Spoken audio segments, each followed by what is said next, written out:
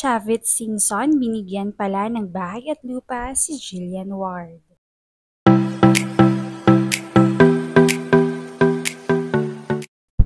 Nasa hot topic pa rin ngayon ang tungkol kina Jillian Ward at Manny Chavit Singson dahil sa umanay relasyon ng dalawa na pilit na itinatanggi ng panig ng aktres na si Jillian.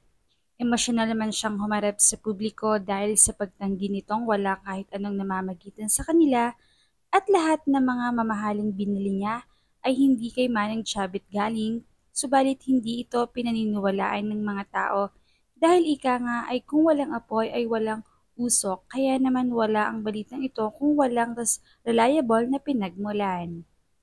Matapos nga ang pag-amin ni Chavit Singson tungkol sa relasyon nila o sa namamagitan sa kanila ni Jillian, ay pumutok pa ang isang balitang binigyan umano pa ng ibang properties ni Chavit si Jillian, katulad ng bahay at lupa.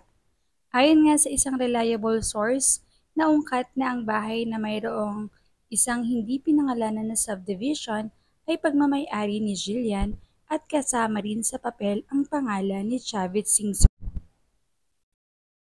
Kaya naman malakas ang paniniwala ng mga madlang netizens na ito ay bigay ni Manong kay sa aktres. Bagamat hindi pa inaamin ni Chavit Singson ang tungkol sa bahay na ibinigay umano kay Jillian, maraming haka-haka at usap-usapan ang lumalaganap sa publiko.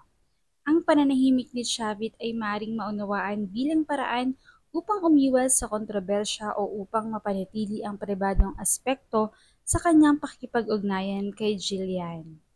Gayunpaman, magiging palaisipan ito sa marami, lalo na't patuloy ang paglabas ng mga espekulasyon at reaksyon mula sa mga taga-subaybay. Ang kawalan ng kumpirmasyon ay nagdudulot ng puwang para sa iba't ibang interpretasyon.